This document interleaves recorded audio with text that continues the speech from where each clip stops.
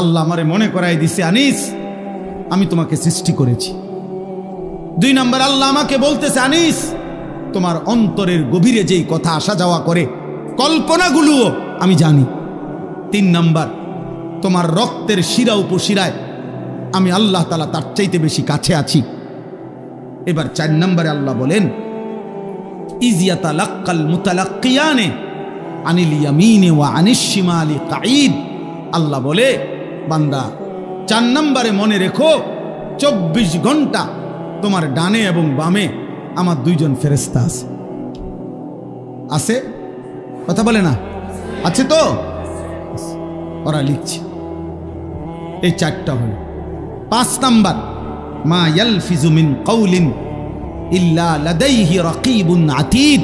আল্লাহ বলে, বান্দা তারা তো 2 জন আছেই, অতিরিক্ত আরেকজন ফেরেশতা আছে যে তোমার এই 2 জবান মানে 2 ঠোঁটের মাঝখানে যে জিহ্বা, এই জিহ্বা দিয়ে তুমি যা বলো, যখন যা বলো, যা করো, 24 ঘন্টায় তুমি যেই শব্দটাই বলো না কেন, উচ্চারণ করো না কেন, ভালো মন্দ, উপকারী অপকারী, জিকির দাও করো আর গালি দাও, আল্লাহ বলে এই জিহ্বা দিয়া যা বের হয়, আল্লাহ তাআলা বলেন আমার আরেকজন ফেরেশতা তোমার মুখের প্রতিটা উচ্চারণ লিখে রাখে। এই কয়টা হলো? 5টা। কয়টা? 5টা। 1, আমি তোমাকে সৃষ্টি করেছি, আমার থেকে যাইবা কেন? 2, তোমার অন্তরের গভীর বিষয়টা আমি জানি, আমার থেকে লুকাবা কেন? 3, আমি তোমার রক্ত প্রবাহিত শিরা উপশিরা তার চাইতে বেশি নিকটে আছি, তুমি আমাকে লুকাবা কেন? 4, আমার 2 জন ফেরেশতা 24 ঘন্টা তোমার পাশে আছে, তুমি তাদের ফাঁকি দিবা কেন? 5, আমার একজন ফেরেশতা তোমার জবানের সমস্ত উচ্চারণ লিখে রাখতেছে, তাকে আড়াল করবা কেন? এবার আল্লাহ বলেন, শেষ কথা হলো এই, আল্লাহ তাআলা বলেন, ওয়াজাআত সাকরাতুল মাউত বিল হক। বান্দা এই আমি দেখতেছি, আমি জানি, আমি তোমার কাছে আছি, আমার 2 জন ফেরেশতা, আমার একজন পৃথক জবানের কথা লেখার ফেরেশতা, এই পুরা তত্ত্বাবধানের ভিতরেই আমি আল্লাহ তোমারে জানিয়ে দিলাম, তুমি কাজে লাগাও বা নষ্ট করো হায়াতটাকে, আমল করো কিংবা নাফরমানি করো, আনুগত্য করো আর অবাধ্যতা করো, তুমি মনে রাখো এই অবস্থাতেই একদিন তোমার ওয়াজাআত সাকরাতুল মাউত বিল হক, সত্য সত্য কাজে লাগাও আর বরবাদ করো, একদিন সত্যি সত্যি তোমার মৃত্যু যন্ত্রণা চলে আসবে, মৃত্যুর সময় হয়ে যাবে। আর প্রত্যেক মানুষের মৃত্যুর সময় সর্বপ্রথম তার একটা মৃত্যুর যন্ত্রণা শুরু হয়, এটারে সাকরাতুল মাউত বলে। এরপরে আজরাইল আইসা মালাকুল মউত তার জান কবজ করে, জান কবজের আগেই তার একটা মৃত্যুর যন্ত্রণা হয়। আল্লাহ বলে, যালিকা মা কুনতা মিনহু তাহিদ। এই মৃত্যু যন্ত্রণা থেকেই বান্দা, এই মৃত্যু থেকে তুমি গত 40 বছর, 30 বছর, 60 বছর পলায়ন করতে চেয়েছিলে, কিন্তু সেই মৃত্যু যন্ত্রণা শুরু হবে।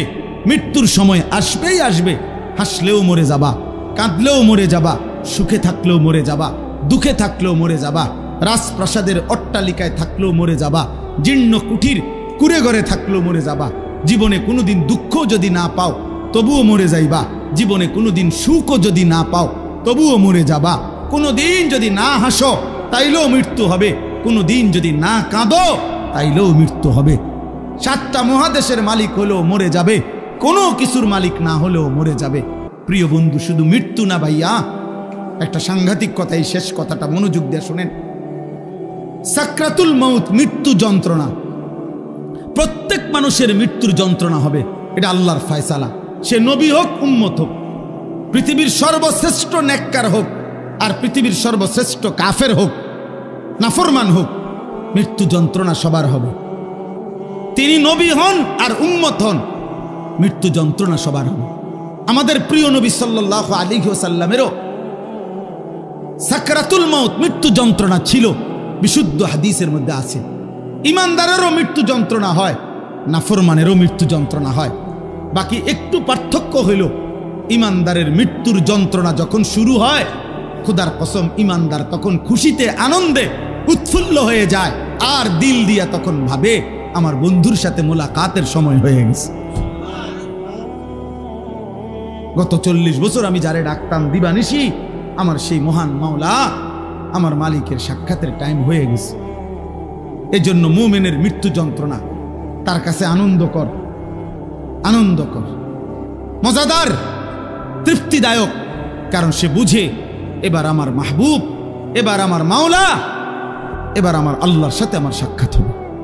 কিন্তু প্রিয় ভাই, আমি এই কথাটাই শুধু বুঝাইতে চাই, তাফসীরের মধ্যে আছে কোন নাফরমানের, কোন পাপী আল্লাহর প্রতি ঠিক মতো ঈমান নেয় নাই, হারামের উপরে ছিল, চুরি, ডাকাতি, জিনা, ব্যভিচার, মদ, জুয়া, সুদ, ঘুষ, কিস্তি, মা বোন বেপর্দা, বেহায়া, নাটক, সিনেমা, নাচ, গান, অশ্লীলতা, বেহায়াপনা, হারাম উপার্জন, এভাবে যে ব্যক্তি জীবন কাটাইছে, একটা উদাহরণ শুধু তাফসীরের মধ্যে লেখছে।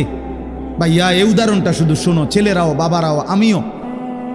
এই পৃথিবীতে যদি কেউ, কিতাবে লিখছে যে 900 বছর একটানা, মনে করেন কেউ পৃথিবীতে হায়াত পাইছে, কয়শো বছর?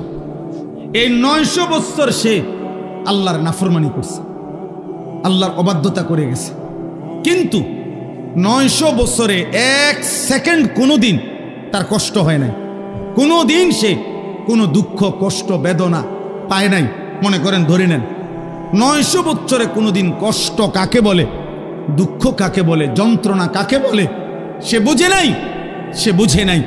খোদার কসম, তাফসীরের মধ্যে লিখছে, এমন ব্যক্তি 900 বছর টানা নাফরমানি করে কিন্তু কোনোদিন যে এক বিন্দু কষ্ট পায় নাই, ওই ব্যক্তিরও 900 বছর পরে যখন মৃত্যুর যন্ত্রণা শুরু হবে, আল্লাহর কসম, কসম খোদার তাফসীরে লিখছে, 1 সেকেন্ডের মৃত্যু যন্ত্রণা শুরু হলেই ওই নাফরমান তার 900 বছরের দুনিয়ার বেঁচে থাকার হায়াত, সুখ আর আনন্দ 1 সেকেন্ডেই ভুলে যাবে। কবরের আযাব পরে, জাহান্নামের আযাব পরে, হাসরের আযাব তো পরে মিয়া। এই মৃত্যু যন্ত্রণার 1 সেকেন্ডেই সে তার সুখের দুনিয়া সব ভুলে যাবে। এজন্য 60 বছরও যদি নারী দেখো, ছবি দেখো, হারামের উপরে থাকো, হারামখোর, মৃত্যুর প্রথম সেকেন্ড তোমার দুনিয়া ভুলাই দেবে। মৃত্যুর প্রথম সেকেন্ড। ইমানদারের মৃত্যু যন্ত্রণাই যেখানে ভয়ানক, নাফরমানের মৃত্যু যন্ত্রণা কেমন? আমার কাছে কিতাব আছে, ওয়াজাআত সাকরাতুল মাউত বিল হক, আরবি কিতাব, এই কিতাবের নামে এটা। ওই কিতাবের মধ্যে লিখছে, নবীজির একজন বিখ্যাত সাহাবী হযরত আমর ইবনুল আস, ওনাকে জিজ্ঞেস করা হয়েছিল মৃত্যুর পূর্বে, ওনার ছেলে আব্দুল্লাহ ইবনে আমর ইবনুল আস, ছেলেটাও সাহাবী ছিল। উনি জিজ্ঞাসা করছে যে, আব্বা, আপনি তো নবীজির একজন বিখ্যাত সাহাবী, এই মৃত্যুর পূর্ব মুহূর্তে মৃত্যুর যন্ত্রণা, সাকরাতুল মাউত আপনার কাছে কেমন লাগতেছে? নবীর সাহাবী বলতেছে, ইয়া বুনাইয়া কাআন্না জিবালাদ দুনিয়া আলা সাদরি ওয়া কাআন্নি আতানাফাসু মিন সাকবিল ইবরা। সাহাবী বলে, বাপ, ছেলেরে আমার, মৃত্যুর এই পূর্ব মুহূর্তে সাকরাতুল মাউত, মৃত্যু যন্ত্রণাটা আমার কাছে মনে হচ্ছে এই পৃথিবীর সমস্ত পাহাড় আমার বুকের উপরে চাপা দিয়ে রাখছে। কাআন্না জিবালাদ দুনিয়া আলা সাদরি, আর আমি যেন একটা সুইয়ের ছিদ্র দিয়া, সাকবিল ইবরা, সুইয়ের ছিদ্র দিয়া আমি যেন নিঃশ্বাস নিতেছি। আমার কাছে মৃত্যু যন্ত্রণা এমন মনে হচ্ছে। হযরত নূহ আলাইহিস সালাম 950 বছর দুনিয়াতে ছিলেন, ইমানদার নবী। ওই কিতাবে লিখছে, নূহ নবীকে মৃত্যুর পূর্বে জিজ্ঞেস করা হয়েছিল, যখন ওনার মৃত্যু যন্ত্রণা শুরু হয়েছে, ওনারে বলছিল যে, হে নবী নূহ, আপনি দুনিয়াতে কতক্ষণ ছিলেন, কতদিন ছিলেন দুনিয়া? উনি বলছে, আমার মনে হইতেছে এক ব্যক্তির একটা ছোট্ট ঘর ছিল, যেই ঘরের 2টা দরজা, এক দরজা দিয়া ঢোকে, আরেক দরজা দিয়া বাইর হয়। উনি বলেন, আল্লাহর কসম, আমার মনে হয়েছে আমি যেন দুনিয়ার হায়াতে এতটুকু ছিলাম যে এই ব্যক্তির এই ঘরের এই দরজা দিয়ে ঢুকছি আর ওই দিক দিয়ে বাইরে। এই কদ্দুর আমার মনে হইতেছে। অথচ কয় বছর? 9.5 বছর। উনি বলতেছেন আমার এখন কখন? সাকরাতুল মউতের সময়। প্রিয় ভাই, নবীর যদি হয় এমন, সাহাবার যদি মনে হয় এমন, তো তোমরা যারা নামাজ পড়ছো না দোস্ত, তোমাদের কি মনে হবে? হারামখোর আপনার কি মনে হবে? এই সুদখোর, কিস্তিখোর, হারামখোর, কেমনে মৃত্যুর ওই প্রথম সেকেন্ডের যন্ত্রণা কেমনে সইবেন? আম্মা জান আয়েশা রাদিয়াল্লাহু তাআলা আনহা বলছে, রাসূলুল্লাহ সাল্লাল্লাহু আলাইহি সাল্লাম সাকরাতুল মউতের সময় নবীজি সাল্লাল্লাহু আলাইহি সাল্লাম বারবার পানি দিয়া নিজের হাত মুবারক, নিজের চেহারা মুছতেছিলেন আর বলতেছিলেন, আল্লাহুম্মা আইন্নি আলা সাকারাতিল মউত। নিষ্পাপ নবী, মাসুম নবী, এক যাররা যার কোনো গুনাহ নাই, সেই নবী রাহমাতুল লিল আলামিন নবী, তিনি আল্লাহর কাছে বলতেছিলেন মৃত্যুর পূর্বে, আল্লাহ মৃত্যুর এই যন্ত্রণার মুহূর্তে আপনি আমার সাহায্য করেন। নবীজির দোয়া, এটা বিশুদ্ধ হাদিস। নবীজি বলতেছিলেন, বারবার কালেমা পড়তেছিলেন, লা ইলাহা ইল্লাল্লাহ ইন্না লিল মাউতি সাকারাত। আল্লাহ আপনি ছাড়া কোনো ইলাহ নাই, আল্লাহ মৃত্যুর বড় যন্ত্রণা, মাওলা মৃত্যুর বড় যন্ত্রণা। আপনি কে? আমাদের কি হবে ভাইয়া? এই শেষ আমার কথা, শেষ আমার। চাচারা, বাবারা, হ্যাঁ, আপনার আমল আপনি ঠিক করেন। 60 বছর বিড়ি খাইতে খাইতে কবরে যাইবেন, একটা গরু জবাই করে গেরাম খাবাইয়া আমনেরে বেহেস্ত দিয়ে দিব। হ্যাঁ হ্যাঁ, 41 দিনের দিন গেরাম খাবাইয়া 3 গরুর রূপে বর করে আমনে বেহেস্তে যাইবেন গা। কি ভাবছেন চাচা? মস্কারি নাকি? আখেরাত মস্কারি, আখেরাত খামখেয়ালি। আমনের 60 বছরের সুদ, আমনের 60 বছরের কিস্তি, আমনের 60 বছরের বিড়ি, আমনের 60 বছরের গালি, আমনের 60 বছরের টেলিভিশনের নাচ গান, আপনার 60 বছরের নাটক সিনেমা দেখা, আপনার 60 বছরের চা দোকানের আড্ডা, 40 দিন পরে মানুষ 200 মেহমানদারি কইরা খালাস করলো, খালাস। খামখেয়ালি, হ্যাঁ, খামখেয়ালি মনে করছেন। আখেরাত, আখেরাতকে আমরা খামখেয়ালি মনে করছি। অসুবিধা নাই মানে ওটা মনে করছে, অসুবিধা নাই, আমার ফুতাইতে আছে, গরু জবাই করে গেরাম খাবাইব। হ্যাঁ, গরুর ফিডেও বার করে উনি ব্যস্ত যাবো না। হ্যাঁ হ্যাঁ, গরুর পিঠে করে বেহেস্তে চলে যাবে। দয়া করে ভাবতে শিখেন, দয়া করে ভাবতে শিখেন, দয়া করে ভাবতে শিখেন। আপনার ঈমান, আপনার আমল, আপনার সেজদা। আমি প্রত্যেক দিন বলি, আজকে ওই শেষ কথা বলে গেলাম। আমি অসংখ্যবার এই কথা বলি যে বাপ ভাই, দুনিয়ার ঘর আমনে একা না হইল, আমনে পুরা শেষ করতে না পারল অসুবিধা নাই, যে দূর পারেন রাইখা যান, বাকিরা আইসা করবে। হয়তো দাদা বিট বান্ধা গেছে, বাফে আইসা হয়তো ছাদ ডালাই দিছে, এরপরে ফুতে আইসা চারিদিকের ইট গাইথা রুম দরজা জানালা সব ঠিকঠাক করে এখন থাকে। এরকম হইতে পারে যে 3 পুরুষ মিল্লা একটা বাড়ি হয়তো ঠিক করছে, মাটির উপরের দুনিয়ার ঘর তো এটা সাজাইতে পারে এমন। কিন্তু আমার শেষ কথা, কবর নামের ওই ঘর, মাটির নিচের যেই ঘর, আপনার ঘর যদি আপনি না সাজাইয়া যান, খোদার কসম আমনের ফুত নাতি সাজাবে না। আল্লাহ তাআলা বলছেন এটা এক মানুষের উপরে সবচেয়ে বড় শাস্তি।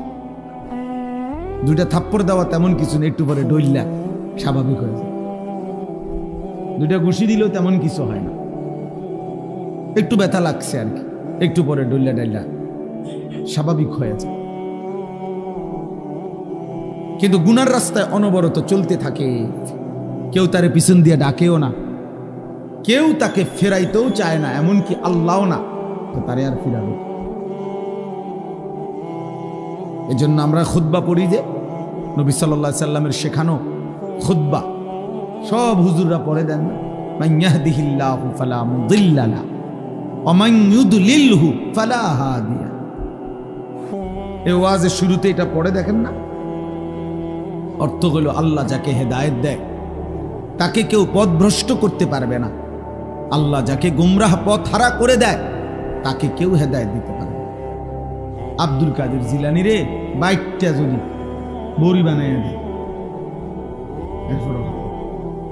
বাইজিদ বোস্তামিরে যদি বাইকটা তারা যদি ট্যাবলেট বানাইয়া দেয় তাইলে হবে। এই জন্য ভাইয়া এটা খুব গুরুত্ব যে আমার যেন এমন মুসিবত না হয় জীবনে, গুনাহকে এত লম্বা করতে নাই যার কারণে আল্লাহ তাআলা দিল শক্ত করে দিয়েছে। ফাকাসাত কুলুবুহুম, আল্লাহ তাআলা বলেন আমার বান্দা দীর্ঘদিন গুনাহ করছিল, নাফরমানি, তো আমি একদিন তার অন্তর পাথরের মতো শক্ত বানিয়ে দিলাম। ফাকাসাত কুলুবুহুম, শক্ত বানিয়ে দিল। এবার আর কোনোভাবে এই দিলের মধ্যে এক বিন্দু পরিমাণ নিজের পরিণতি হবে কি, নিজের যাবে কোথায়, এটা আর ভুলে গেছে। এটা বহুত বড় মুসিবত। নুয়াল্লিহি মা তাওয়াল্লা ওয়া নুসলিহি জাহান্নাম।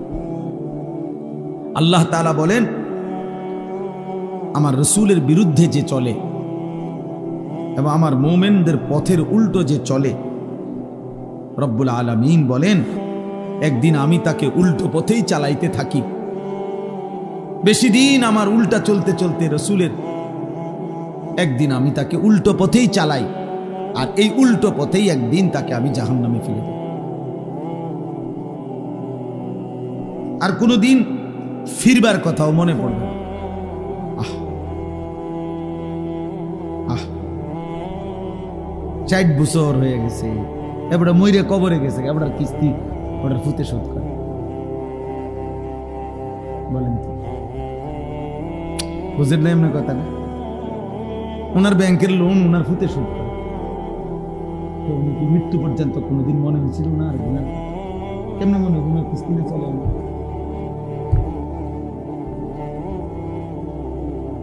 বলে ওনার সুদ, ওনার কিস্তি ওনার ফুতে সুদ।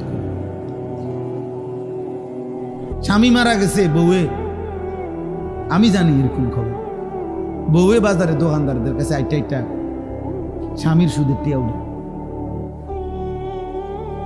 বউ বোরকাঘাত দিয়া পর্দানসীন সুদ কর,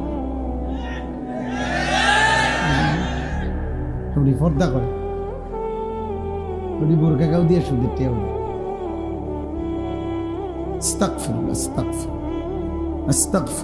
পর্দার কোনো দোষ নাই, বোরখারও কোনো দোষ নাই, দোষ হলো তোমার আখলাকে, দোষ তোমার আখলাক।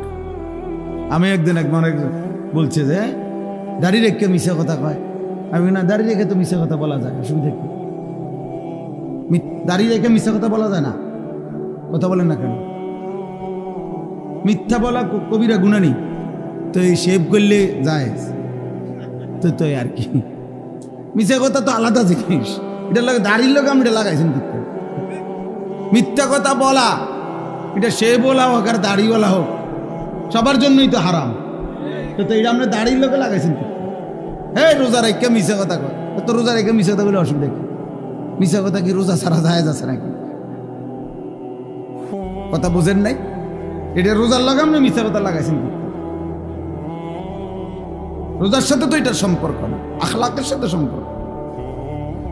এই জন্য আপনি যদি বলেন যে বোরকা পরে মিশা কথা কও, না না বোরকা পরে মিশা কথা বলে সমস্যা নেই, মিথ্যা বলা হারাম, সবার জন্যই হারাম, সব অবস্থায় হারাম। এই জন্য এটা জরুরি বিষয়, এটা বহুত ভয়ানক বিষয়। আমি এটাই দেখাইতে চাইছিলাম। এই দেখেন, ওয়ালা ইয়াকুনু কাল্লাযীনা উতুল কিতাবা মিন ক্বাবলু ফাতালা আলাইহিমুল আমাদু ফাকাসাত কুলুবুহুম ওয়া কাসীরুম মিনহুম ফাসিকুন। আল্লাহ বলে আমার মুমিন বান্দারা ওই ইহুদিদের মতো, ওই বেঈমানদের মতো হয়েও না, যারা এত বেশি পরিমাণ, আমি তাদেরকে আসমানি কিতাব দিয়েছিলাম, কিন্তু আমার আসমানি কিতাবের ওহীর হুকুমকে প্রত্যাখ্যান করে লম্বা লম্বা স্বপ্নের আশা, স্বপ্নের জাল বুনে তারা নিজেদের আশা পরিপূর্ণ করতে হালাল হারামের মিশ্রণ করে চলতে লাগলো। ফলে আমি একদিন ফাকাসাত কুলুবুহুম, তাদের অন্তর পাথরের মতো মজবুত করে ফেলব। এবার আর পাক নাফাক হালাল হারাম, জায়েজ না জায়েজের কোনো অনুভূতি যাবে না। মাকেও দেখে, নিজের বোনকেও দেখে, রাস্তার মহিলাকেও দেখে, বিবিকেও দেখে, টেলিভিশনের নর্তকীকেও দেখে। মানে এই নাফরমানের কাছে হালাল হারামের কোনো পার্থক্য নেই। ওর কাছে ওর বিবি আর টেলিভিশনের মহিলা বরাবর। নিজের বউরও দেখে, সিনেমার নর্তকীরও দেখে, বরাবর বরাবর।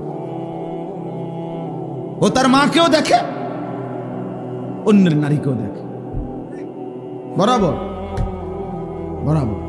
এই স্বভাব জানোয়ারের স্বভাব, এই স্বভাব কুকুরের স্বভাব। কুকুরের কাছে পাক নাফাক আলাদা কিছু নেই। কুকুর মানুষের ফেলে দেওয়া খাবারও মুখ দেয়, পায়খানা তো মুখ।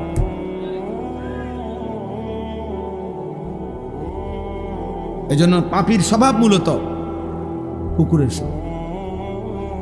কুকুর উচ্ছিষ্ট ফেলে দেওয়া জিনিসে মুখ দেয়।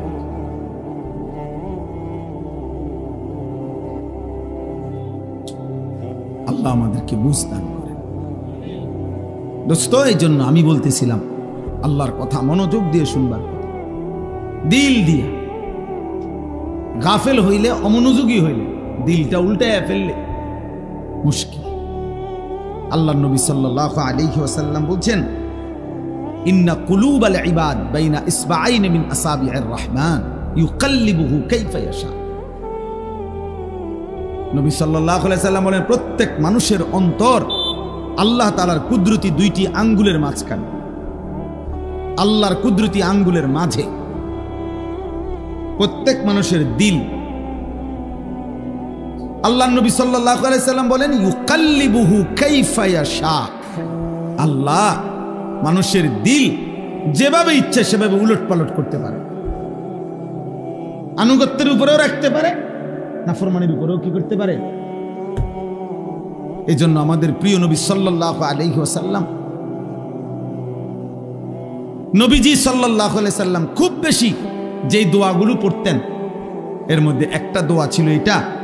নবীজি বেশি বেশি এই দোয়াটা পড়তেন, ইয়া মুকাল্লিবাল কুলুব সাব্বিত কলবি আলা দীনিক। হে অন্তর সমূহের পরিবর্তনকারী, উলটপালটকারী আল্লাহ, আমার অন্তরটা, আমার দিলটা আপনার দ্বীনের উপরে মজবুত রাখেন। আমি যেন ঘুম যেতেও আপনাকে মনে রাখি, আমি যেন ঘুম থেকে উঠেও আপনাকে মনে রাখি, আমি যেন আপনাকে ভুলে না যাই, আপনাকে ভুলে না যাই। আমি যেন আপনাকে ঘুমাবার আগেও মনে রাখি, ঘুমাতে উঠেও। এই জন্য নবী সাল্লাল্লাহু আলাইহি ওয়াসাল্লাম ঘুম যেতেও দোয়া করতেন, ঘুম থেকে উঠেও দোয়া করতেন কিনা, আল্লাহুম্মা বিসমিকা আমুতু ওয়া আহয়া। আবার ঘুম থেকে উঠে বলতেন, আলহামদুলিল্লাহিল্লাযী আহয়ানা বা'দা মা আমাতানা ওয়া ইলাইহিন নুশুর। খাবারের শুরু তো আল্লাহর নাম নিতেন, তো খাবার শেষ করেও আল্লাহর নাম। বাথরুমে ঢুকতেও আল্লাহর নাম নিতেন, তো বের হয়েও আল্লাহর নাম। প্রত্যেকটা নড়াচড়াতে ওয়া আলা জুনুবিহিম, আল্লাহ বলছে মুমিন প্রতিটা নড়াচড়ায় তুমি তোমার মালিকের নাম নাও। ওয়া আলা জুনুবিহিম অর্থ পার্শ্ব পরিবর্তন, কারো ওঠে বদলতে বদলতে।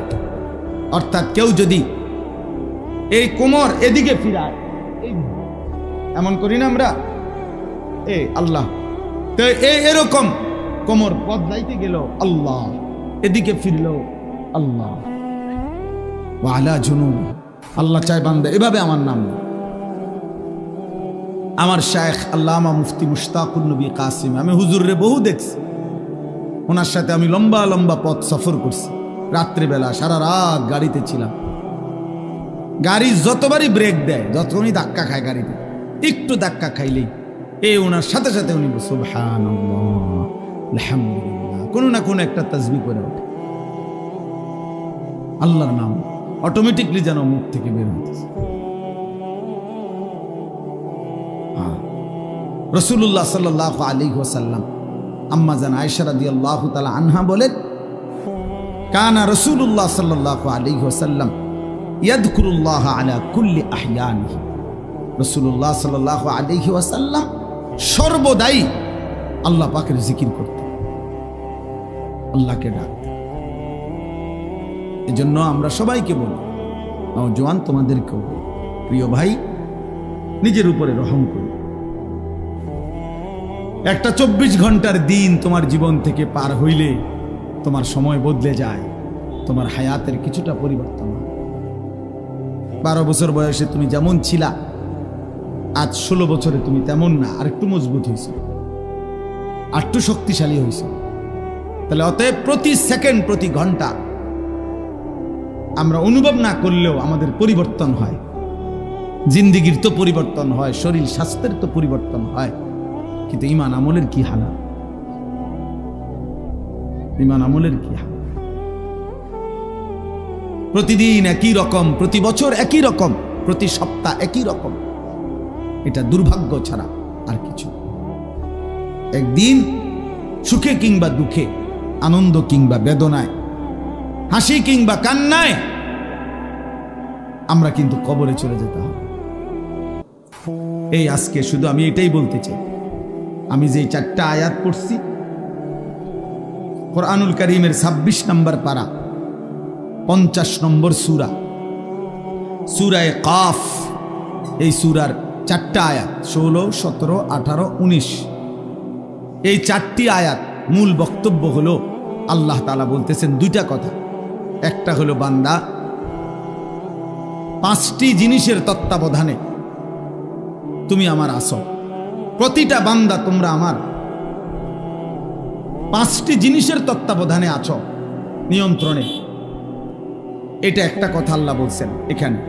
আরেকটা বলছেন, এই তত্ত্বাবধান, এই নেগরান, এই পর্যবেক্ষণ, এই অবস্থার উপরেই একদিন সত্য সত্য তোমাদের মৃত্যুর যন্ত্রণা শুরু হবে, আর তোমাদের মৃত্যু হবে, তোমরা কবরে চলে যাবে। এই কথাটা আল্লাহ এখানে বলছেন। 1 নম্বরে আল্লাহ বলছেন, ওয়ালাকাদ খালাকনাল ইনসান। প্রথম কথা বান্দা মনে রেখো, সমস্ত মানুষ আমি আল্লাহই সৃষ্টি করেছি।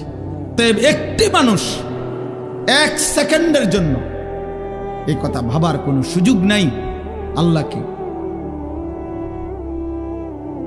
দুনিয়ার কারো ব্যাপারে আপনি এটা বলতে পারেন, দৌড় বেটা তোর নেতা, বেটা থো তোর নেতা, কেডা এতে কেডা, আঙ্গালের ভূত কাঙ্গাল,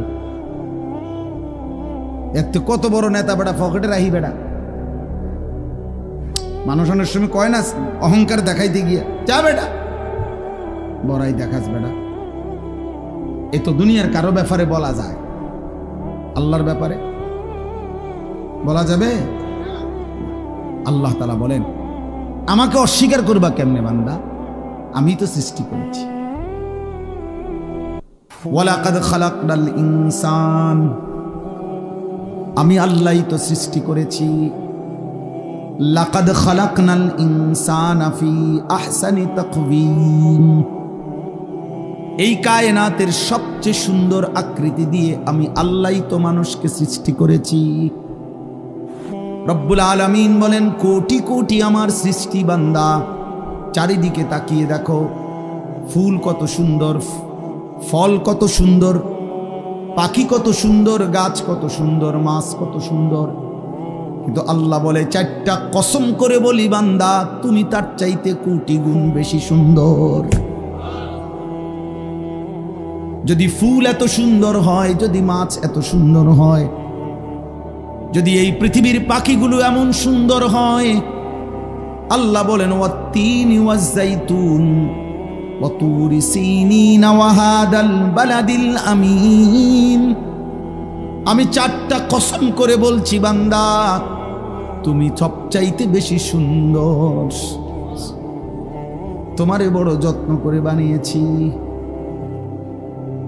তোমারে আমি বানিয়েছি। ইন্না খালাকনাল ইনসানা মিন নুতফাতিন আমশাজ। আল্লাহ বলেন, তোমার বাবার কাছ থেকে বের হওয়া, তোমার মায়ের জরায়ুতে পৌঁছা, আমি আল্লাহর কুদরতে ওই এক ফোঁটা নাপাক বীর্য থেকেই আমি তোমাকে সৃষ্টি করেছি। এই বহু জায়গায় কথাগুলো বলছে, আমরা একই কথা বলছে। আল্লাহ তাআলা বলছে, ইন্না খালাকনাল ইনসানা মিন সুলালাতিন মিন তিন। আল্লাহ বলে, শুকনো ঠনঠনে, কোনো কাদা নাই, পানি নাই, একদম শুকনো মাটি থেকে আমি আল্লাহ তোমাকে মানুষকে সৃষ্টি করেছি। রব্বুল আলামিন বলেন, ইয়া আইয়ুহাল ইনসানু মা গাররাকা বিরাব্বিকাল কারীম। আল্লাহ বলে, বান্দারে আমার, মানুষ রে আমার, এমন দয়ালু মেহেরবান মাওলা আমি আল্লাহ। আমার মতো এমন দয়ালু মেহেরবান মাওলাকে ছেড়ে দিতে কে তোমাকে ধোঁকা দিল? কে তোমাকে বলল যে ওই মালিককে সেজদা দিও না? কে তোমাকে বুঝাইয়া দিল না ফরমান? এমন মালিকের নাফরমানি করো, এই মালিকের নিষেধ শুনো না। আহ, সুদ কে হারাম করছে? ঘুষ কে হারাম করছে? মদ কে হারাম করেছে? জুয়া কে হারাম করেছে? চুরি কে হারাম করেছে? ডাকাতি কে হারাম করেছে? জিনা কে হারাম করেছে? ব্যভিচার কে হারাম করেছে? নামাজ পড়তে আদেশ কে করেছে? বেনামাজি হতে নিষেধ করেছে কে? এই নাফরমান। তাহলে এমন মালিকের নাফরমানি কেমনে করো? 365 দিনে খোদার এক বছরে কোনোদিনও ফজরের নামাজ পড়লা না, মুসলমানের বাচ্চা এত বড় জানোয়ার হয়?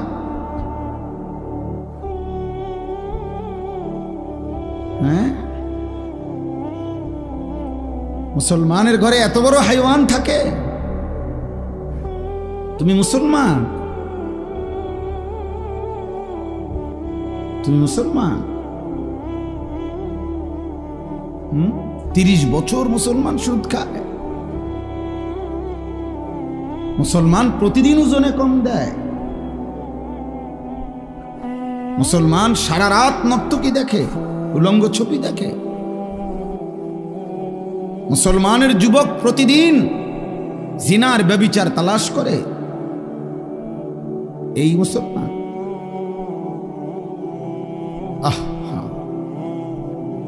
আমার কাছে কিতাব আছে, মিসালি নওজওয়ান, উর্দু কিতাব।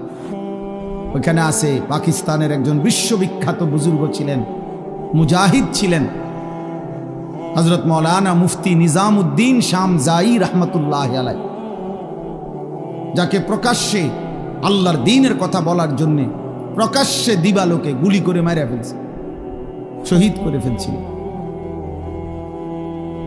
তিনি বলছিলেন, হে যুবক, উনি যুবকদেরকে লক্ষ্য করে একটা কথা বলছিলেন যে, হে যুবক, এই পৃথিবীর প্রথম দিন থেকে এই পর্যন্ত পৃথিবীর ইতিহাস তুমি খুঁজে দেখো।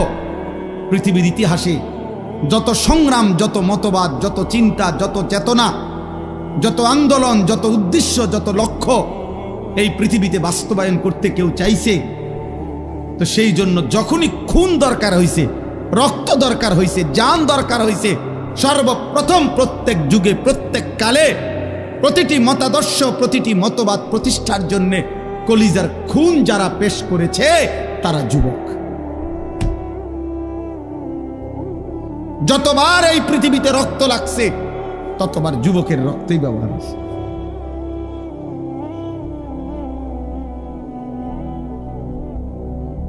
নওজোয়ানের রক্তই খুনি ব্যবহার। এই জন্য যুবকের রক্ত বড় দাম, যুবকের ঘন্টার বড় দাম, যুবকের সেকেন্ড বড় দাম।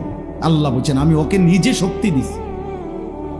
আল্লাহুল্লাযী খালাকাকুম মিন দুআফিন। আল্লাহ বলছে, আমি তোমাকে প্রথম সৃষ্টি করেছি দুর্বল শিশু, সুম্মা জাআলা মিন বাদি দুআফিন কুওয়া। সেই দুর্বল শরীরে আমি আল্লাহই দিয়েছি শক্তি, যৌবন। সুম্মা জাআলা মিন বাদি কুওয়াতিন দুফান ওয়া শাইবা, আবার সেই শক্তি সামর্থ্যবান শরীরে আমি আল্লাহ আবার দিয়েছি দুর্বলতা এবং বৃদ্ধ। এই জন্য নওজোয়ান, কথা তো ছিল তোমরা ইসলামের জন্য লড়বা, কথা তো ছিল তোমরা আল্লাহর দ্বীনের জন্য কথা বলবা। আহা, এমন সুন্দর জীবন তোমরা, শত শত যুবক একেবারে ঠান্ডা মাথায় পরিকল্পিতভাবে বুঝে শুনে এমন সুন্দর রাত, হায়াত, দিন, ঘন্টা, নারী দেখতে দেখতে, ছবি দেখতে দেখতে, মোবাইল দেখতে দেখতে, অশ্লীল উলঙ্গ দৃশ্য দেখতে দেখতে, অনাদরে অবহেলায় এমন সুন্দর ঘন্টা, মিনিট, সেকেন্ড শেষ করে দিচ্ছে। ঠিক হলো না। এই পৃথিবী গড়বে কে? তাই ইসলামের জন্য কিছু করবে কে? তাই আল্লাহর দ্বীনের জন্য কিছু করবে কে? সারা পৃথিবীর মজলুম মুসলমানকে কে বাঁচাবে? মাহাদির পক্ষ হয়ে লড়বে কে? তাইলে দাজ্জালের বিরুদ্ধে লড়বে কে? আল্লাহর দ্বীনের জন্য বুক সোজা করে দাঁড়াবে কে? তাই তোমরা তো আমাদেরই সন্তান। তোমাদের যাদের বয়স 16 বছর, আমার 16 বছরের সন্তান আছে। আমার প্রথম সন্তানের বয়স 16 বছর। অতএব তুমি আমার সন্তান। তুই ভেবে দেখো তো, রাসূলুল্লাহ সাল্লাল্লাহু আলাইহি ওয়াসাল্লামের দুইজন বিখ্যাত সাহাবী, কিশোর সাহাবী, একজনের নাম ছিল সামুরা ইবনে জুনদুব রাদিয়াল্লাহু তাআলা আনহু, আরেকজনের নাম ছিল রাফি ইবনে খাদিজ রাদিয়াল্লাহু তাআলা আনহু। দুইজনই কিশোর। কিশোর বলা হয় করিবুল বুলুগ, কিশোর বলা হয় এই 13, 14, 14.5, 15-র আগে, মানে যার বীর্যপাত শুরু হয় তাকে বলে যুবক। এর আগের টাইমটারে, এর আগের 1-1.5 বছর 2 বছরের কয় কিশোর। যার উপরে গোসল ফরজ হয় তার আগের সময়টাকে বলে কিশোর। এই ওনারা দুইজন ছিলেন কিশোর সাহাবী। বদরের যুদ্ধের দিন দুইজনেই ওনারা যুদ্ধের ময়দানে, তো রাফে দুইজনেই আসছে লাইনে, কিন্তু রাফে ইবনে খাদিজ উনি একটু চালাকি কইরা লাইনে যখন দাঁড়াইছে, তো বৃদ্ধাঙ্গুলির মধ্যে, সরাসরি হাদিসে আছে, বৃদ্ধাঙ্গুলির মধ্যে উনি একটু ভর দিয়া নিজের লম্বা দেখাইছে। ফলে উনার অনুমতি হয়ে গেছে ওই সাইজ দেখা, দেখে লম্বা আছে, ঠিক আছে, সমস্যা নাই, তাদের লগে মিলে। কিন্তু এই সামুরা ইবনে জুনদুব উনি আর এটা তো বোঝে নাই, উনি এমনি স্বাভাবিক দাঁড়ায় আসছিল। ফলে উনারে একটু ছোট মনে হয়েছে, তো উনারে সরাই দিছে মানে লাইন থেকে। উনি যখন বুঝছে উনারে আর নিবে না, তখন উনি উনার আব্বা কে বলছে, বাবা আপনি নবীকে বলেন আমারে তো নিবে না কয়। অথচ জানেন আব্বা, ওরে যে নিছে রাফে ইবনে খাদিজকে, ও আমার লগে কুস্তিতে পারবে না, কুস্তি লাগলে আমি ওরে হারাই লেতে পারো, আমি না কম নবী, আমার শক্তি বেশি, আমি সাইজে ছোট। আল্লাহ নবী সাল্লাল্লাহু আলাইহি সাল্লাম শুনে অবাক হয়ে গেছে, বলছে আচ্ছা তো লাগো তো দেখি। তো সত্যি সত্যি সামুরা ইবনে জুনদুব রাফে ইবনে খাদিজকে কুস্তিতে হারাইয়া ফেলছে। আল্লাহ নবী সাল্লাল্লাহু আলাইহি সাল্লাম দুইজন কিশোর সাহাবীর জিহাদের আগ্রহ দেখে দুইজনকেই অনুমতি দিয়ে দিয়েছে। দোস্ত আমার, এ তো ইতিহাস, এটা গল্প না। একটা মাহফিলের আয়োজন হয়েছে আর আমরা কিছু কথা বললাম, আর আপনারা শুধু 2-4 বার সুবহানাল্লাহ কইয়া চলে গেলেন। না রে বাপ, এতটুকুর জন্য মাহফিল না। একটু বিবেক জাগানো, অনুভূতি জাগানো, আখিরাতের ফিকির জাগানো, পরকালের ভয় তৈরি করা, নিজেদের দায়িত্ব, কর্তব্য, আত্মপরিচয়। যে পরিচয় জানে না ভাইয়া, তার চাইতে বড় বদনসিব, হতভাগা আর কি। কোনো বাসের মধ্যে যদি কোনো প্যাসেঞ্জার উঠে, কন্ডাক্টর যদি বলে ভাড়া দেন, কই নামবেন, এই প্যাসেঞ্জার যদি বলে আমি জানি না আমি কোথায় নামবো, তোমার যেখানে ভাল লাগে তুমি নামাই দিও। আহা, এই কন্ট্রাক্টর ওই হেল্পার রে যে দরজার কাছে দাঁড়াইয়া মানুষ উড়ায়, ওরে কি বলবে যে এই পাগল করতে উড়াইনি, এই মাতাল দিক কই যাবে, এটাও কইতারে না। বলবে কি না বলো ভাই, এই বলো না। তাইলে তোমরা যারা এক ওয়াক্ত নামাজ পড়ো না, তোমরা কই যাই বাবা? আমি জানতে চাইলাম তোমাদের, বলো না বাপ। তোমাদের যাদের চুল কাফেরের মতো, বেঈমানের মতো, এই ডান দিকে যাদের চুল বড়, বাম দিকে যাদের চুল বড়, সামনের দিকে যাদের চুল বড়, এই তো কাফেরের চুল। আর ঠিক কোন লাগতো না, এটাই সত্য, এটা ঠিকের কিতাব, এটাই তো সত্য কথা। হ্যাঁ, এটা কারো ঠিকের জন্য অপেক্ষা নাই, এটাই সত্য।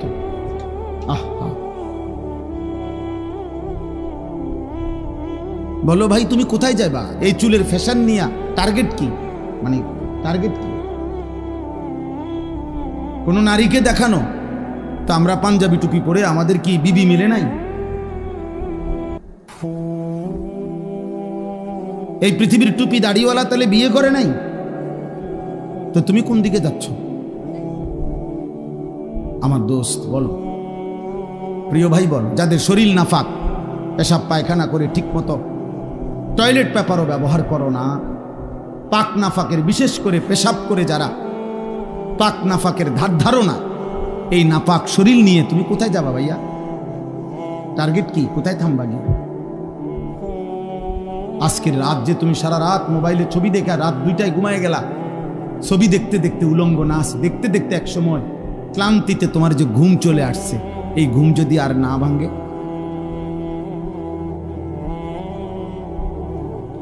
অনেক সিএনজির পিছনে লেখা থাকে, বাসের পিছনে লেখা থাকে, ঘুম ভাঙলে সকাল, না ভাঙলে পরকাল, লেখা থাকে না? ভেবে দেখো ভাইয়া। তো এই নাফাক শরীর কেউ তো জানলো না, তো তোমার গন্তব্য কোথায়? গন্তব্য কোথায়? এই জন্য আল্লাহ তাআলা বলছেন, বান্দা যাচ্ছ কোথায় তুমি? আমার থেকে ছুটবা কেমনে? আমি তো তোমাকে সৃষ্টি করেছি। ওয়ালাকাদ খালাকনাল ইনসান। এই জন্য এই কথা আল্লাহ প্রথম প্রত্যেককে মনে করাই দিছে, বান্দা মনে রেখো তুমি কিন্তু আমার সৃষ্টি। যদি তোমার সামান্য বিবেকও থাকে, তাহলে তুমি আমার নাফরমানি কমপক্ষে করতে পারো না, কারণ আমি তোমারে বানাইছি, তুমি আমার। এই কায়নাত আমি সৃষ্টি করেছি তোমার জন্য। হুয়াল্লাযী খালাকা লাকুম মা ফিল আরদি জামিআ। আল্লাহ বলছে তামাম দুনিয়ার সব কিছু আমি আল্লাহ তোমাদের জন্য সৃষ্টি করেছি। ওয়াসাখখারা লাকুম মা ফিস সামাওয়াতি ওয়াল আরদ। আল্লাহ বলেন আসমান ও জমিনের সব আমি আল্লাহ তোমাদের অধীনস্থ করে দিয়েছি। আমি অধীনস্থ না করলে তোমাদের বিমান বাতাসে উড়তো না, আমি অধীনস্থ না করলে তোমাদের জাহাজ পানিতে ভাসতো না।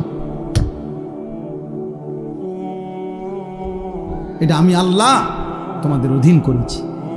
ওয়াযাল্লালনাহা লাহুম ফামিনহা রাকুবুহুম ওয়া মিনহা ইয়াকুলুন। সূরা ইয়াসিনের আয়াত।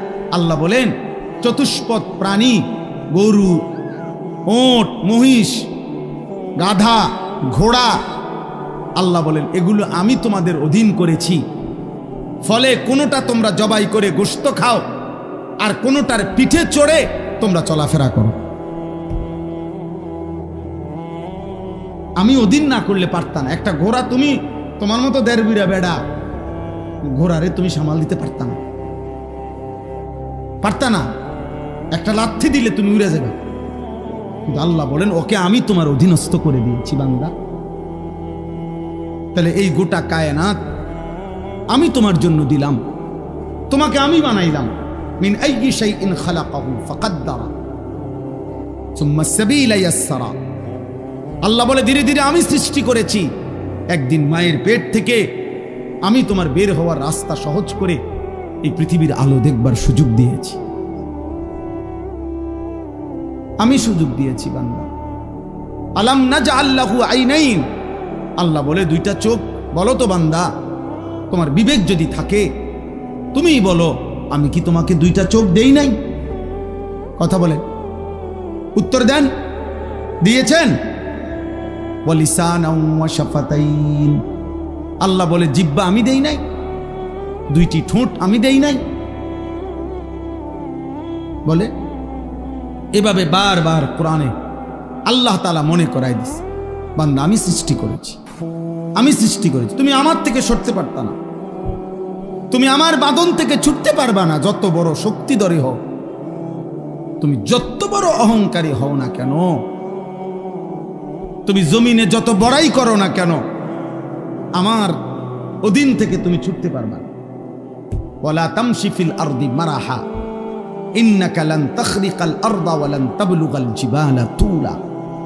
আল্লাহ বলে, আমার বান্দা অহংকার করে জমিনে হেঁটো না, কারণ যত জোরেই পাও মারো না কেন, তুমি তো মাটি ফাটাইতে পারবা না। আবার ঘাড় যত উঁচাই করো না কেন, তুমি তো ওই পাহাড় সমান লম্বা হইতে পারবা না। বড়াই করো কেন? অথচ বৃষ্টির ফোঁটা পানি জমিন ছিদ্র করে ফেলে, কিন্তু তোমার বুট জুতা তো জমিন ফাটাইতে পারে না, ফাটাইতে পারে না। এক তাল গাছ তো তোমার চাইতে লম্বা, এক সুপারি গাছ তো তোমার চাইতে লম্বা, একটা খেজুর গাছ তো তোমার চাইতে লম্বা। অহংকার করো কেন? এক বুজুর্গকে, এক যুবককে, এক বুজুর্গ আল্লাহর ওলি ওই যুবককে বলছিল, হে যুবক, অহংকার না করে ধীরে সুস্থে হাঁটো। যুবক তখন বলছিল, হে মিয়া, আমা তারিফুনি, চেনেন আপনি আমাকে, আমি কে? কথা বলতেছে। তখন ওই বুজুর্গ বলছেন, হ্যাঁ চিনি তো তোমাকে, চিনি। ও কে বলেন? ও চিনি তোমাকে, তুমি হলা সেই মানুষ যার প্রথম শুরু ছিল দুর্গন্ধযুক্ত নাপাক একটু বীর্যের ফুটা। তোমাকে চিনি আমি, ও চিরেই মৃত্যুর মাধ্যমে যে হয়ে যাবে দুর্গন্ধযুক্ত একটা পচা লাশ। তোমাকে চিনি আমি, যে এই হায়াতটুকু নিজের পেটে প্রতিদিন চলাফেরা করতেছে, বহন করছে কিছু নাফাক পায়খানা। এই হলে তুমি। বড়াই করছো কেন? তোমার আমি চিনি না? তুমি তো দুর্গন্ধযুক্ত নাপাক এক বীর্যের ফোঁটা ছিলা, আর চোখ বন্ধ হলেই তুমি হয়ে যাবা দুর্গন্ধযুক্ত পচা লাশ।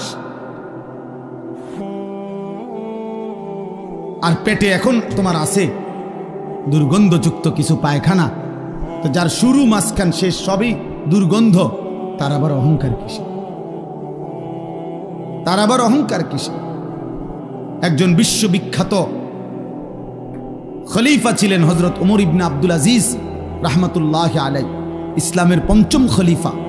তিনি বলতেন, মাঝে মাঝে কবরস্থানে গিয়ে হযরত ওমর ইবনে আব্দুল আজিজ কবরের দিকে তাকাইয়া বলতো, ইয়া মাউতু মাজা ফাআলতা বিল আহিব্বা, হে মৃত্যু, হে কবর, আমার বন্ধুদের সাথে তুমি কি করেছো বলো, আমার আপনজনদের সাথে তুমি কি করেছো বলো তো। আইনাল আহবাব, আইনাল আসদিকা, আইনাল জুল্লাস, আইনাস সাম্মার। অর্থ হলো, আমার বন্ধুরা কোথায়, আমার আত্মীয়রা কোথায়, আমি যাদের সাথে বসতাম তারা কোথায়, খুশিরা, আমি তার কাছে থাকি, আমারে আড়াল করবা কেন? এই তিনটা কথা। আরেকটু, তাহলে তিনটা হলো। এক নাম্বার, আল্লাহ আমারে মনে করাই দিছে, আনিস আমি তোমাকে সৃষ্টি করেছি। দুই নাম্বার, আল্লাহ আমাকে বলতেছে, আনিস তোমার অন্তরের গভীরে যেই কথা আসা যাওয়া করে কল্পনাগুলোও আমি জানি। তিন নাম্বার, তোমার রক্তের শিরা উপশিরায় আমি আল্লাহ তাআলা তার চাইতে বেশি কাছে আছি। এবার চার নম্বরে আল্লাহ বলেন, ইয ইয়াতালাক্কাল মুতালাক্কিয়ানে আনিল ইয়ামিনে ওয়া আনিশ শিমালি কাঈদ। আল্লাহ বলে, বান্দা 4 নম্বরে মনে রেখো, 24 ঘন্টা তোমার ডানে এবং বামে আমার 2 জন ফেরেশতা আছে। আছে? কথা বলে না? আছে তো? ওরা লিখছে। এই 4টা হলো।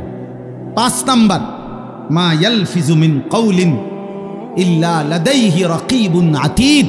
আল্লাহ বলে, বান্দা তারা তো 2 জন আছেই, অতিরিক্ত আরেকজন ফেরেশতা আছে যে তোমার এই 2 জবান, মানে 2 ঠোঁটের মাঝখানে যে জিহ্বা, এই জিহ্বা দিয়ে তুমি যা বলো, যখন যা বলো, যা করো, 24 ঘন্টায় তুমি যেই শব্দটাই বলো না কেন, উচ্চারণ করো না কেন, ভালো মন্দ, উপকারী অপকারী, জিকির দাও করো আর গালি দাও, আল্লাহ বলে এই জিহ্বা দিয়া যা বের হয়, আল্লাহ তাআলা বলেন আমার আরেকজন ফেরেশতা তোমার মুখের প্রতিটা উচ্চারণ লিখে রাখে। এই কয়টা হলো? 5টা। কয়টা? 5টা। 1, আমি তোমাকে সৃষ্টি করেছি, আমার থেকে যাইবা কেন? 2, তোমার অন্তরের গভীর বিষয়টা আমি জানি, আমার থেকে লুকাবা কেন? 3, আমি তোমার রক্ত প্রবাহিত শিরা উপশিরা তার চাইতে বেশি নিকটে আছি, তুমি আমাকে লুকাবা কেন?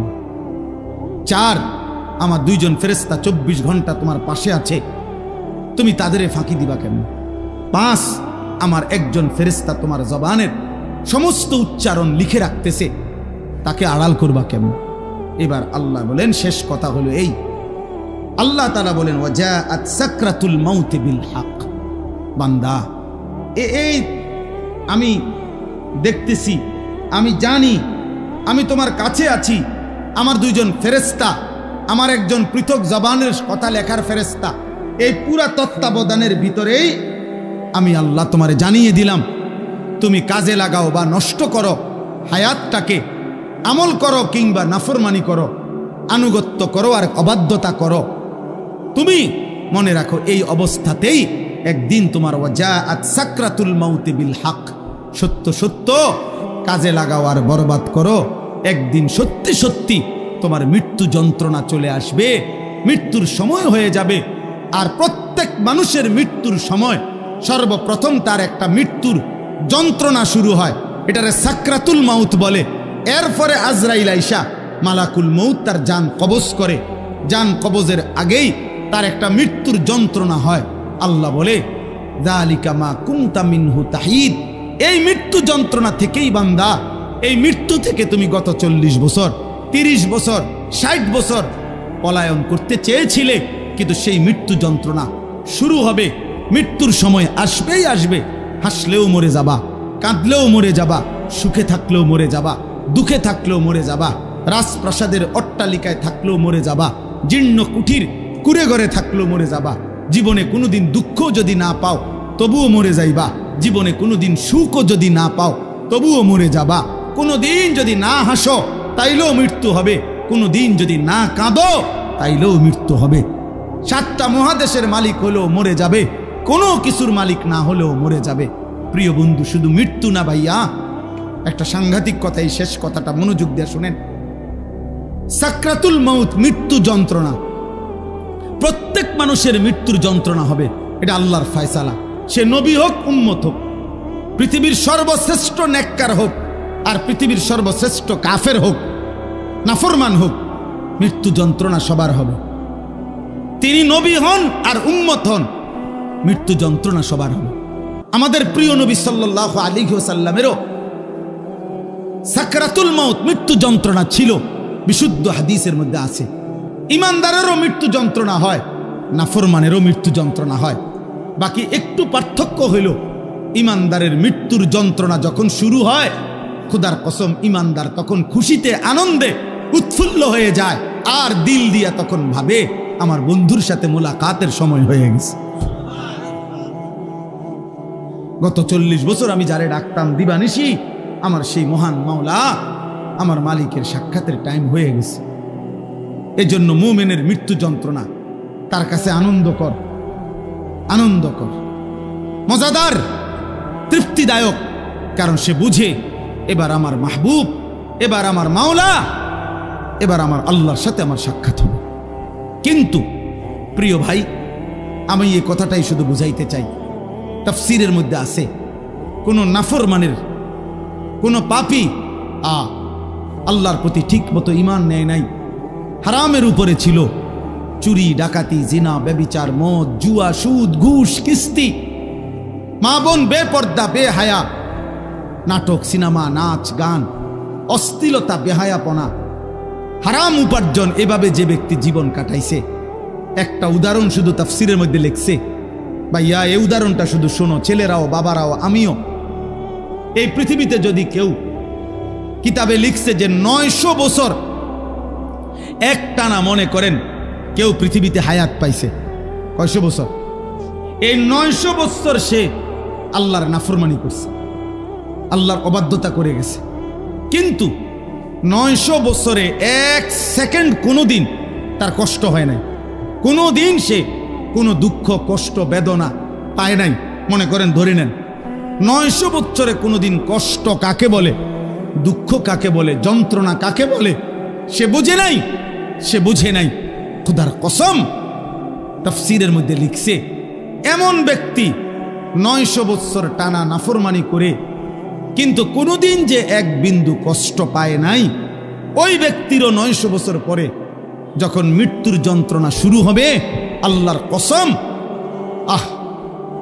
কসম খোদার তাফসীরে লিখছে 1 সেকেন্ডের মৃত্যু যন্ত্রণা শুরু হলেই ওই নাফরমান তার 900 বছরের দুনিয়ার বেঁচে থাকার হায়াত, সুখ আর আনন্দ 1 সেকেন্ডেই ভুলে যাবে। কবরের আযাব পরে, জাহান্নামের আযাব পরে, হাসরের আযাব তো পরে মিয়া। এই মৃত্যু যন্ত্রণার 1 সেকেন্ডেই সে তার সুখের দুনিয়া সব ভুলে যাবে। এজন্য 60 বছরও যদি নারী দেখো, ছবি দেখো, হারামের উপরে থাকো, হারামখোর, মৃত্যুর প্রথম সেকেন্ড তোমার দুনিয়া ভুলাই দেবে। মৃত্যুর প্রথম সেকেন্ড। ইমানদারের মৃত্যু যন্ত্রণাই যেখানে ভয়ানক, নাফরমানের মৃত্যু যন্ত্রণা কেমন? আমার কাছে কিতাব আছে, ওয়াজাআত সাকরাতুল মাউত বিল হক, আরবি কিতাব, এই কিতাবের নামে এটা। ওই কিতাবের মধ্যে লিখছে, নবীজির একজন বিখ্যাত সাহাবী হযরত আমর ইবনুল আস, ওনাকে জিজ্ঞেস করা হয়েছিল মৃত্যুর পূর্বে, ওনার ছেলে আব্দুল্লাহ ইবনে আমর ইবনুল আস, ছেলেটাও সাহাবী ছিল। উনি জিজ্ঞাসা করছে যে আব্বা, আপনি তো নবীজির একজন বিখ্যাত সাহাবী, এই মৃত্যুর পূর্ব মুহূর্তে মৃত্যুর যন্ত্রণা সাকরাতুল মাউত আপনার কাছে কেমন লাগতেছে? নবীর সাহাবী বলতেছে, ইয়া বুনাইয়া কাআন্না জিবালাদ দুনিয়া আলা সাদরি ওয়া কাআন্নি আতানাফাসু মিন সাকবিল ইবরা। সাহাবী বলে, বাপ, ছেলেরে আমার, মৃত্যুর এই পূর্ব মুহূর্তে সাকরাতুল মাউত, মৃত্যু যন্ত্রণাটা আমার কাছে মনে হচ্ছে এই পৃথিবীর সমস্ত পাহাড় আমার বুকের উপরে চাপা দিয়ে রাখছে। কাআন্না জিবালাদ দুনিয়া আলা সাদরি, আর আমি যেন একটা সুইয়ের ছিদ্র দিয়া, সাকবিল ইবরা, সুইয়ের ছিদ্র দিয়া আমি যেন নিঃশ্বাস নিতেছি। আমার কাছে মৃত্যু যন্ত্রণা এমন মনে হচ্ছে। হযরত নূহ আলাইহিস সালাম 950 বছর দুনিয়াতে ছিলেন, ইমানদার নবী। ওই কিতাবে লিখছে, নূহ নবীকে মৃত্যুর পূর্বে জিজ্ঞেস করা হয়েছিল, যখন ওনার মৃত্যু যন্ত্রণা শুরু হয়েছে, ওনারে বলছিল যে হে নবী নূহ, আপনি দুনিয়াতে কতক্ষণ ছিলেন, কতদিন ছিলেন দুনিয়া? উনি বলছে, আমার মনে হইতেছে এক ব্যক্তির একটা ছোট্ট ঘর ছিল, যেই ঘরের 2টা দরজা, এক দরজা দিয়ে ঢোকে, আরেক দরজা দিয়া বাইর হয়। উনি বলেন, আল্লাহর কসম, আমার মনে হয়েছে আমি যেন দুনিয়ার হায়াতে এতটুকু ছিলাম যে এই ব্যক্তির এই ঘরের এই দরজা দিয়ে ঢুকছি আর ওই দিকটা বাইরে, এই কদ্দুর আমার মনে হইতেছে। অথচ কয় বছর? 9.5 বছর। উনি বলতেছেন আমার এখন কখন? সাকরাতুল মাউতের সময়। প্রিয় ভাই, নবীর যদি হয় এমন, সাহাবার যদি মনে হয় এমন, তো তোমরা যারা নামাজ পড়ছো না দোস্ত, তোমাদের কি মনে হবে? হারামখোর আপনার কি মনে হবে? এই সুদখোর, কিস্তিখোর, হারামখোর, কেমনে মৃত্যুর ওই প্রথম সেকেন্ডের যন্ত্রণা কেমনে সইবেন? আম্মা জান আয়েশা রাদিয়াল্লাহু তাআলা আনহা বলছে, রাসূলুল্লাহ সাল্লাল্লাহু আলাইহি সাল্লাম সাকরাতুল মাউতের সময় নবীজি সাল্লাল্লাহু আলাইহি সাল্লাম বারবার পানি দিয়া নিজের হাত মুবারক, নিজের চেহারা মুছতেছিলেন আর বলতেছিলেন, আল্লাহুম্মা আইন্নি আলা সাকারাতিল মাউত। নিষ্পাপ নবী, মাসুম নবী, এক যাররা যার কোনো গুনাহ নাই, সেই নবী রাহমাতুল লিল আলামিন নবী, তিনি আল্লাহর কাছে বলতেছিলেন মৃত্যুর পূর্বে, আল্লাহ, মৃত্যুর এই যন্ত্রণার মুহূর্তে আপনি আমার সাহায্য করেন। নবীজির দোয়া, এটা বিশুদ্ধ হাদিস। নবীজি বলতেছিলেন, বারবার কালেমা পড়তেছিলেন, লা ইলাহা ইল্লাল্লাহ ইন্না লিল মাউতি সাকারাত। আল্লাহ আপনি ছাড়া কোনো ইলাহ নাই। আল্লাহ মৃত্যুর বড় যন্ত্রণা, মাওলা মৃত্যুর বড় যন্ত্রণা। আপনি কে? আমাদের কি হবে ভাইয়া? এই শেষ আমার কথা, শেষ আমার। চাচারা, বাবারা, হ্যাঁ, আপনার আমল আপনি ঠিক করেন। 60 বছর বিড়ি খাইতে খাইতে কবরে যাইবেন, একটা গরু জবাই করে গেরাম খাবাইয়া আমনেরে বেহেস্ত দিয়ে দিব। হ্যাঁ হ্যাঁ, 41 দিনের দিন গেরাম খাবাইয়া 3 গরুর রূপে বর করে আমনে বেহেস্ত যাইবেন গা? কি ভাবছেন চাচা? মস্কারি নাকি? আখেরাত মস্কারি, আখেরাত খামখেয়ালি। আমনের 60 বছরের সুদ, আমনের 60 বছরের কিস্তি, আমনের 60 বছরের বিড়ি, আমনের 60 বছরের গালি, আমনের 60 বছরের টেলিভিশনের নাচ গান, আপনার 60 বছরের নাটক সিনেমা দেখা, আপনার 60 বছরের চা দোকানের আড্ডা, 40 দিন পরে মানুষ 200 মেহমানদারি কইরা খালাস করলো, খালাস।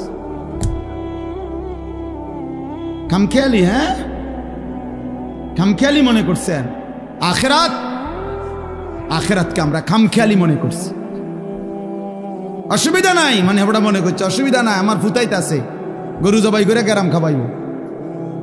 হ্যাঁ, গরুর ফিডিও বার করে উনি ব্যস্ত যাবো গা।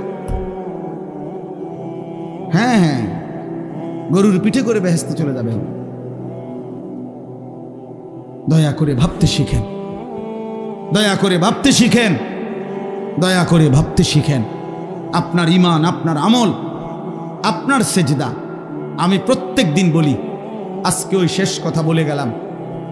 আমি অসংখ্যবার এই কথা বলি যে বাপ ভাই, দুনিয়ার ঘর আমনে একা না হইল, আমনে পুরা শেষ করতে না পারল অসুবিধা নাই, যে দূর পারেন রাইখা যান, বাকিরা আইসা করবে। হয়তো দাদা বিট বান্ধা গেছে, বাফে আইসা হয়তো সার ডালাই দিছে, এরপরে ফুতে আইসা চারিদিকের ইট গাইথা রুম দরজা জানালা সব ঠিকঠাক করে এখন থাকে।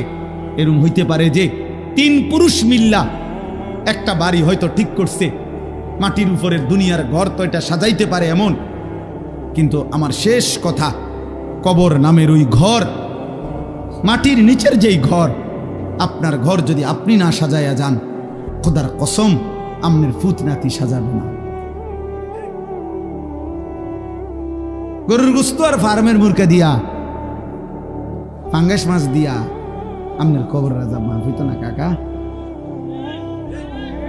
জি না, কিছু সোয়াব হইতারে, কিন্তু ফিডা আশা করা যায় না। মাটিতে তো পড়ব, উনি তো মাটিতে থাকবে তখন। আল্লাহ আমাদেরকে হেফাজত করেন। এজন্য চা দোকানের বিরোধিতা করবেন না, নিজের ঈমান আমল নিয়ে ভাবেন। মসজিদের সাথে সম্পর্ক করেন, নামাজের সাথে সম্পর্ক করেন। দুনিয়ার প্রয়োজন শেষ করতে পারতেন না। আমনে সত্য মিথ্যা সুদ ঘুষ কিস্তি দিয়েও আপনার সংসারের প্রয়োজন আপনি শেষ করতে পারবেন না।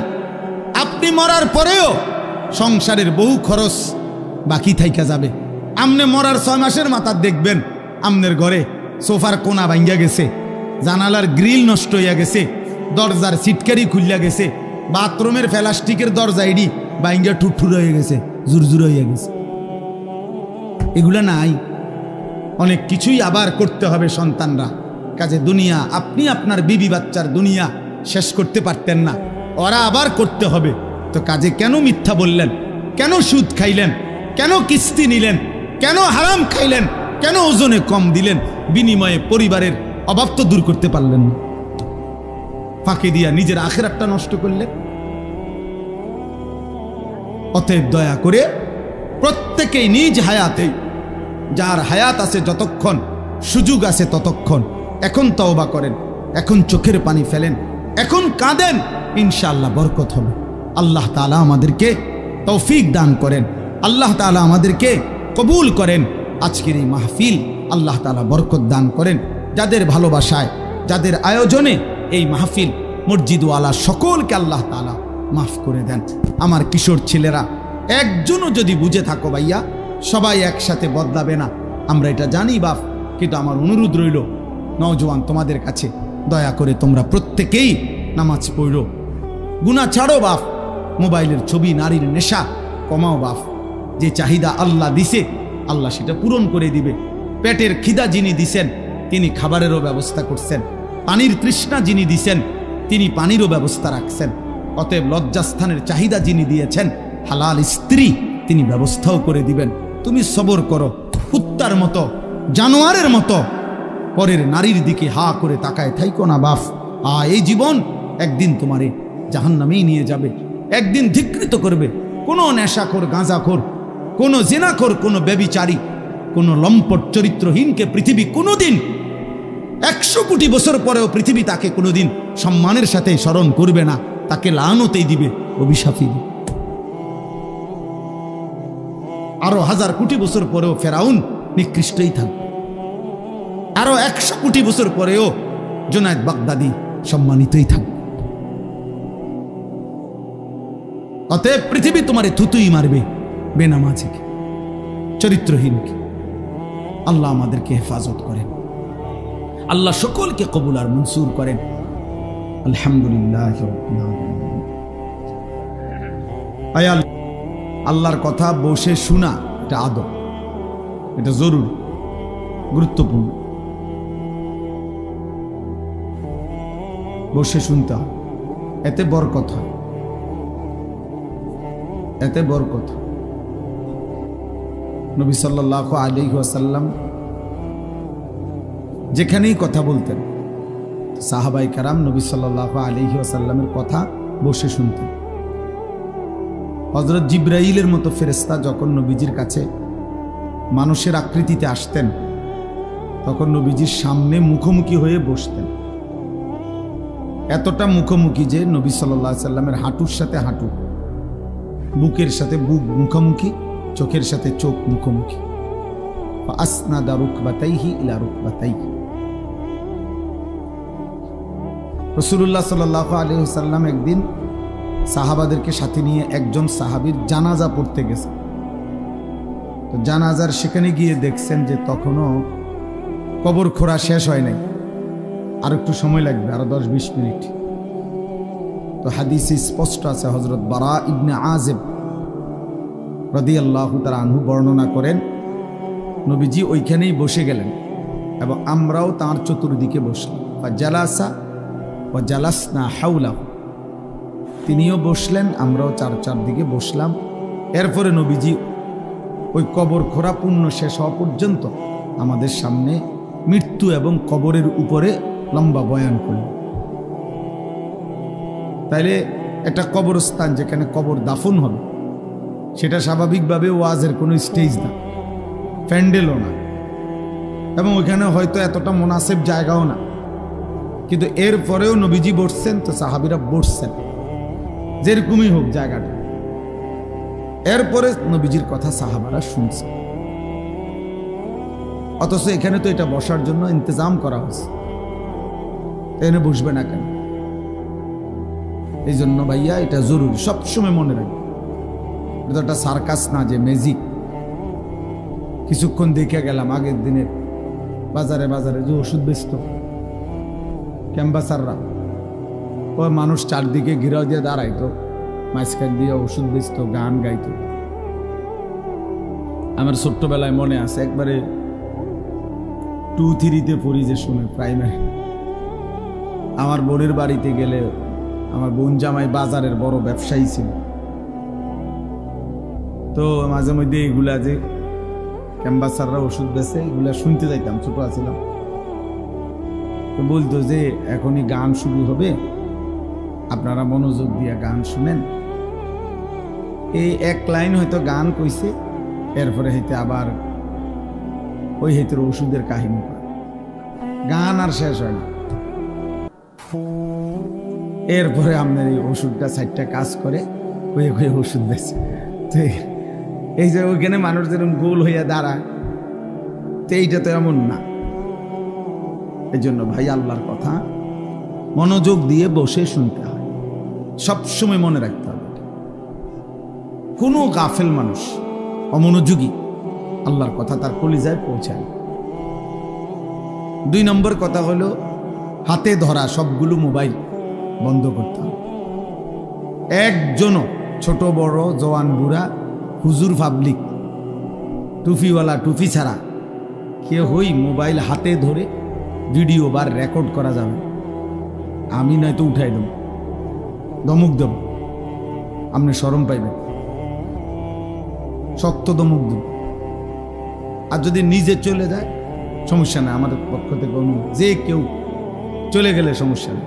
আমার এটা তো কোনো নির্বাচনী জনসভা না, আর আমি কোনো প্রার্থীও না, আমার কোনো মার্কা নেই। অতএব আমি জনসমর্থন দিয়ে কি করব? অনেক মানুষ হইলেও সমস্যা নাই, কম হইলেও সমস্যা। আল্লাহর কথা একজনের জন্য যে পরিমাণ গুরুত্ব, লক্ষ জনের জন্য সেই পরিমাণই গুরুত্ব, বরাবর সমান গুরুত্ব। নবী সাল্লাল্লাহু আলাইহি ওয়াসাল্লাম একজনকেও কালেমার দাওয়াত দিয়েছেন, 1000 জনকেও দাওয়াত দিয়েছেন। এজন্য ভাই, একটা ছেলেও কিছুক্ষণ সময় আমরা একদম ঘড়ি ধরা, টাইম হিসাব করা। অতএব অল্প একটু সময় মনোযোগ দিয়ে আমাদের চেহারার দিকে তাকিয়ে আল্লাহর কথা শুনলে বরকত হবে। গাফলত যেই বা বোতল উল্টায় রাখে, যেই গ্লাস উল্টায় রাখে, সেটাতে 1 সাগর পানি ঢাললেও সেই গ্লাস কোনোদিন পুরবে না। তাহলে পানির সমস্যা না, মূলত এটা উল্টানো ছিল, এই জন্য সমস্যা। বালতি উল্টায় রাখছে, কলস উল্টায় রাখছে। এই জন্য যে মানুষের দিল গাফেল, তার দিলে তার সামনে 1000 কথাও কোনো কাজ হয়। নবী সাল্লাল্লাহু আলাইহি ওয়াসাল্লাম বলছেন, কিছু মানুষের দিল কাল কুজে নির্বাদান, উল্টানো কলসির মতো, উল্টানো কলসি। এবং নবী বলছে যে উল্টা পিঠটা, একে তো কলসিটা উল্টানো, আবার এই উল্টা পিঠে কলসের যে পিঠটা, এটা আলকাতরা দিয়া মাইকা রাখছে। মানে এটা এমন ফিসলা যে এটার মধ্যে 1 ফোঁটা পানি 1 সেকেন্ড থাকবে, এমন আলকাতরা দিয়ে মাইক খেলাইছে। এটা মানে পানি লাগলেই ছাত করে পড়ে আছে, 1 সেকেন্ড পানি থাকে। কিছু নাফরমানের দিল, নবী বলছে, এরকম গুনাহ করতে করতে, আল্লাহর নাফরমানি করতে করতে দিলটা এতটা উল্টে আছে যে এই উল্টা দিলের মধ্যে যেন আলকাতরা মাইখা রাখছে। ফলে এখন আর, নবীজি বলছে, লা ইয়ারিফু মারুফান ওয়ালা ইউনকিরু মুনকারান। এই নাফরমানের দিলে কোনো নেক কাজও সে বুঝে না, কোনো গুনাহকেও সে গুনাহ মনে করে। গুনাহকেও গুনাহ, হাসতে হাসতে বিড়ি খায়, কথা কয়, গপ করে, বিড়িও খাইতেছে। এইটা যে গুনাহ, এটা ওনার অনুভূতি আছে মনে হয়, বুঝলেন না? পানও খায়, বিড়িও খায়, একরকম, ওনারা বরাবর। চাও খায়, বিড়িও খায়, সিগারেট, দুটোটা ওনার কাছে সেই। কোনোদিন আর বিবেক জাগে না, অনুভূতিও নেই। সবার সামনে খোলামেলা, সবার সামনে প্রকাশ্যে দিনের আলোক বসে বসে টেলিভিশনের মধ্যে নর্তকীর নাচ চলতেছে, উনি দেখতেছে, অথচ সেটা যে পাপ, এটা যে একটা গুনাহ, হ্যাঁ, এই অনুভূতিটাও নেই। এটা বহুত বড় দুর্ভাগ্য। 30 বছর ধরে প্রত্যেক দিন সুদ খায়, মিশা কথা কয়, হাসতে হাসতে, কথায় কথায় গালি দেয়, হাসতে হাসতে গালি দেয়, আবার অন্যরা মজা পায় গালি দিলে, দিছিনি তোরে অন। তার মানে গুনাহকে আর গুনাহ মনে করে। লা ইয়ারিফু মারুফান ওয়ালা ইউনকিরু মুনকার। আল্লাহর নবী সাল্লাল্লাহু আলাইহি সাল্লাম বলেন, যার দিল উল্টে যায়, আল্লাহর নাফরমানি করতে করতে আলকাতরার মতো হয়ে যায়, ওই নাফরমানের দিলে আর কোনো নেক কাজ নেক মনে হয় না, গুনাহের কাজকে গুনাহ মনে হয়, গুনাহ মনে হয়। বাটপারির জন্য আরো পরিকল্পনা, সুদের ব্যবসার জন্য আরো অফিস খুলছে। তার মানে আমার সুদের উপরে আমি আরো লোক রাখছি, আরো সুদের পরামর্শদাতা আছে। আপনারা বলেন আরো কি লেটেস্ট পদ্ধতিতে সিটারি করা যায়। সিটারের উপরে আরো পরামর্শ চলতেছে, হারামের উপর। আস্তাগফিরুল্লাহ। কোন মানুষের উপরে সবচেয়ে বড় মুসিবত এটা। কোন মানুষের সবচেয়ে বড় বিপদ কি? যে তার গন্তব্য ভুলে যায়। ফাআনসাহুম আনফুসাহুম, আল্লাহ বলছে আমাকে ভুলে গেলে আমি তোমারে ভুলাই দেব। আমি তোমাকে ভুলিয়ে দেব। কি ভুলিয়ে দেব? তোমার আখিরাত, তোমার কবর। ফাআনসাহুম মাসালিহাহুম ফাআনসাহুম আখিরাতাহুম, আল্লাহ বলেন আমি তার কল্যাণ ভুলিয়ে দেব, আমি তার আখিরাত ভুলিয়ে দেব। ভাত খাবে, ঘুম যাবে, পেশাব পায়খানা করবে, দুনিয়ার প্রয়োজন পূরণ করবে, নারী, ছবি, নাচ, গান, গান বাদ্য, মদ, জুয়া, সুদ, ঘুষ, নেতাগিরি, মাতবুরি, ফুডাঙ্গিরি, এটি সব চলবে, কিন্তু আখিরাত ভুলে যাবে, কবর ভুলে যাবে, তার কল্যাণ কিসে সেটা ভুলে যাবে।